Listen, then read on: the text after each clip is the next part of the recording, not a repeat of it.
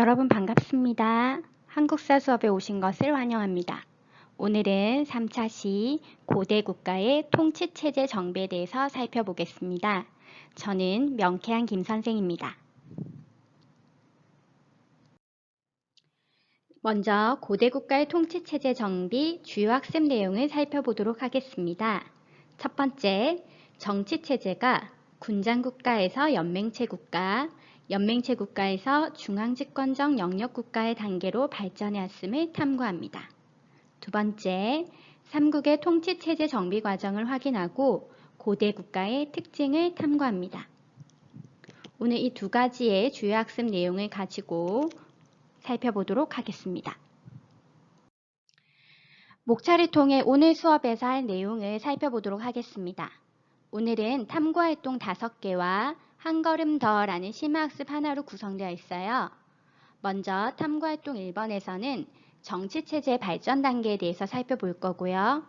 탐구활동 2번에서는 고대 국가의 특징, 탐구활동 3번에서는 고대 국가의 기틀을 마련한 왕들을 고구려, 백제, 신라로 나누어 살펴보도록 하겠습니다. 탐구활동 4번에서는 삼국의 합의제도에 대해서 살펴볼 거고요. 탐구활동 5번에서는 고대 사회의 신분제도에 대해서 살펴보는데 특히 신라의 골품제도에 대해서 살펴보려고 합니다. 마지막으로 한 걸음 더 심화학습에서는 삼국의 무덤 양식에 대해서 살펴보도록 하겠습니다. 내용이 많아 보이지만 선생님이 세부적으로 탐구활동을 5개로 구성한 거라서요. 여러분들이 쉽게 따라오실 수 있을 것 같아요. 자, 그럼 지금부터 본격적인 탐구활동 시작하도록 하겠습니다. 자, 탐구활동 1번입니다. 정치체제의 발전 단계를 통해 고대 국가가 성립된 과정을 탐구해 봅시다. 총 6개의 빈칸을 여러분들이 작성하셔야 되는데 각 1점이고 총 6점으로 구성되어 있습니다. 자, 먼저 그림을 보시면 첫 번째 그림에 이제 군장들이 각각 독립적 상태로 놓여 있죠. 이런 정치체제를 무엇이라고 하냐면 군장국가라고 합니다. 그런데 시간이 지나면서 강력한 부족 중심으로 연맹이 만들어지고 이 연맹의 대표인 왕이 등장합니다. 이런 정치체제를 무엇이라고 하냐면 연맹체 국가, 다른 말로는 연맹왕국이라고 합니다. 그런데 이때 왕이 등장하긴 했으나 굉장히 왕권이 약하고 각 부족장 세력은 독자성을 유지하고 있죠. 우리가 지난 시간에 살펴봤던 부여나 고구려 같은 경우에는 5부족 중심의 연맹체 국가로 되어 있었고요. 가야 같은 경우에는 또 신라 같은 경우에도 6개의 부족이 연합해서 연맹체 국가로 형성되었습니다. 이 연맹체 국가에서 왕권이 크게 강화하면서 왕을 중심으로 해서 군장들이 귀족 세력으로 편입되면 중앙집권적 영역국가가 됩니다. 다른 말로는 중앙집권 국가라고 하고요. 이때 왕권은 지난 연맹체 국가에 비해서 굉장히 크게 강화되고 중앙집권도 강화된 형태입니다. 군장들이 귀족 세력으로 편입되기 때문에 부족장의 독자적 세력은 해체되죠. 이렇게 정치체제 발전 단계는 군장 국가에서 연맹체 국가, 연맹체 국가에서 중앙집권적 영역국가로 발전하게 됩니다. 점점점 왕권은 크게 강화되어 간다는 걸 확인할 수 있고 우리는 각각 해당 국가를 살펴봐야 될 텐데요. 밑에 고구려, 가야, 만변한 진안, 백제, 부여, 신라, 사만, 옥저하, 동해 이렇게 선생님이 실어놨어요. 먼저 고구려부터 살펴보면 고구려는 중앙집권 국가로 발전하게 되죠. 고구려는 중앙집권 국가고요. 그 다음 가야는 6개의 가야가 연합된 연맹체라 그랬잖아요. 금강가야를 중심으로 한 전기가야 연맹, 대가야를 중심으로 한 후기가야 연맹, 요걸 살펴보시면 될 것 같고, 그 다음 마한변한 진안은 각각 부족의 독립적 상태를 유지할 때는 군장국가가 됩니다. 그런데 이 마한변한 진안이 서로 연합해서 사만이라고 불렸죠. 이 사만은 연맹체 국가가 되죠. 백제는 고구려 앞에 가야 되겠죠. 중앙집권 국가고요. 부여는 5부족 연맹체에서 고구려에 의해서 멸망하게 됩니다. 그래서 부여는 연맹체 국가. 그 다음 신라는 백제 옆으로 가고요. 그 다음 사마는 아까 이렇게 연맹체 국가가 된다 그랬어요. 그리고 마지막 남은 옥저와 동해. 우리 지난 시간에 여러 나라에 성장할 때 옥저와 동해는 왕이 없지만 읍군과 삼노가 있다고 했죠. 그쵸? 그래서 그 배운 내용 확인하시면 충분히 하실 수 있을 것 같습니다. 탐구활동 2번으로 넘어갈게요. 고대 국가의 특징을 이전 시대와 비교하여 정리해 봅시다. 7번부터 9번까지 여러분이 빈칸에 적으셔야 되고 각 1점, 총 3점으로 구성되어 있습니다. 먼저 선생님이 두산동화 한국사 교과서에서 이 그림을 가지고 왔는데요.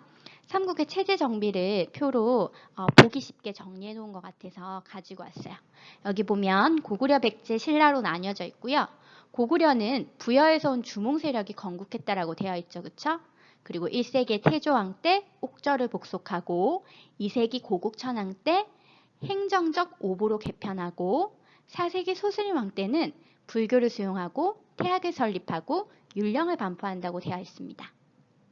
백제는 고구려의 유이민과 한강 토착 세력이 건국했다고 되어 있고 3세기 고이왕 때 한강 유역을 장악하고 관등제를 정비했다고 나와 있어요. 관등제가 뭐냐 하면 우리 공무원도 1급부터 9급이 있듯이 신하들의 등급을 나누는 거예요.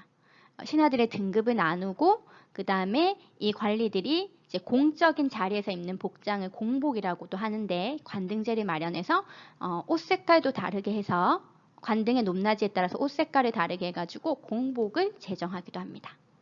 그리고 근초고왕 때 마한을 정복하면서 영토 확장을 해서 백제는 4세기 근초고왕 때 전성기를 누리게 되고요. 그 다음 침류왕 때 불교를 수용했다라고 나오죠. 그리고 신라는 진안의 소국인 사로국에서 출발하게 되는데요. 4세기 내무왕 때가 되면 김씨 왕의 세습이 나타나요. 이전까지는 박석김 세 개의 성씨가 돌아가면서 왕을 했는데 내무왕 때가 되면은 김씨 왕위가 세습되고요. 그리고 여기 마립간 칭후라고 나오잖아요. 원래 신라는 거서간, 차차웅, 이사금 이런 식으로 왕들을 불렀는데 내무왕 때가 되면 대수장이라는 뜻의 마립간이라는 칭호를 쓰고 6세기 지증왕 때가 되면은 왕이라는 칭호를 씁니다. 그래서 내물 마립간 해도 맞는 말이고 내무왕 해도 맞는 말입니다. 그 다음에 지증왕은 국호를 신라라고 했다라고 되어 있죠. 그쵸? 그리고 우리가 지증왕 부분에서 학습할 때 지금 여기는 안 나오지만 우상국을 정벌했다. 이런 내용도 확인하게 될 거예요. 그 다음 법흥왕은 불교공인, 율령반포, 연호사용 이렇게 되어 있죠. 전반적인 부분을 보니까 어떤 부분이 공통적으로 보이냐면 태조왕이 옥저를 복속하고 고이왕이 한강 유역을 장악하고 이런 것들을 봤을 때 영토 확장이 나타난다라는 거 확인할 수 있고 그 다음에 소스리왕이나 침류왕이나 법흥왕을 보면 불교를 수용하고 율령을 반포한 그런 내용들을 확인할 수가 있습니다. 이 내용들을 중심으로 해서 고대 국가의 특징을 이전 시대와 비교하여 정리해 보면요. 이전 시대는 왕위를 선출했어요. 그런데 고구려 태조왕, 백제 근초고왕, 신라 내무왕 때가 되면 왕위를 선출하는 것이 아니라 세습을 하게 되죠. 세습을 하면 왕위가 안정적으로 계승이 되기 때문에 왕권이 강화된다는 측면이 있습니다. 그리고 이전 시대에는 통일된 법이 없었지만 고구려 소슬임왕, 백제 고이왕, 신라 법흥왕은 율령 반포를 통해서 통일된 법을 만들었죠. 율령이라고 하는 것은 율은 형벌을 나타내고요. 영은 행정에 관한 법을 나타내요. 그래서 법으로 나라를 통치했다라는 거 알 수 있을 것 같고 이전에는 통일된 사상이 없었어요. 사람들이 천손사상이나 천신신앙이나 신앙을 가지고는 있었지만 특별하게 종교가 고도화되지는 않았었거든요. 그런데 고구려 소스림왕, 백제 침류왕, 신라 법흥왕은 불교를 수용해서 통일된 사상을 통해서 사람들을 하나로 단합시키는 그런 역할을 했습니다. 그리고 이전에는 영토가 작은 영토였다면 이제는 영토를 확장하죠. 그래서 고구려는 광개토대왕, 백제는 근초고왕, 신라는 진흥왕 때 최대의 영토를 가지게 됩니다. 이 부분은 우리가 다음 시간에 이 세 나라들이 한강유역을 중심으로 해서 서로 경쟁하고 발전하고 하는 모습들을 통해서 살펴보도록 하겠습니다. 자, 앞서 배운 내용을 토대로 탐구활동 3번은 빈칸에 들어갈 적절한 왕을 적어보는 거예요. 우리는 지금 미래행 교과서를 쓰고 있으니까 미래행 교과서 16에서 17쪽을 참고하셔서 쓰셔도 되고 아까 우리가 학습했던 내용을 토대로 여러분들이 작성하셔도 됩니다. 10번부터 15번까지 각 1점으로 채점하고 총 6점으로 구성되어 있습니다. 이 외에도 여러 왕들이 있지만 우리 교과서에서는 이렇게 각각 각 나라별로 2명의 왕들이 나오기 때문에 선생님이 이 정도만 정리를 했어요. 그리고 여러분들이 글 읽는 거 별로 안 좋아하고 이래서 더 한눈에 알아보라고 선생님이 지금 형광펜으로 핵심 키워드를 그어놨어요. 먼저 고구려 보시면 1세기 후반에 이 왕이 옥저와 동해를 정복하고 그리고 게르부 고씨가 독점적으로 왕위를 세습할 수 있는 기반을 마련했다 그랬잖아요. 우리 아까 좀 전에 옥저를 정복했던 왕 봤던 것 같아요. 누구죠? 그렇죠. 태조왕입니다. 태조왕. 그래서 10번에는 태조왕 적으시면 되겠고요. 그리고 아까 고구려에서 4세기 후반에 태학을 설립하고 불교를 공인하고 율령을 반포했던 왕 누구였죠? 네, 소수림왕입니다. 11번에는 소수림왕. 자, 백제로 넘어갈게요.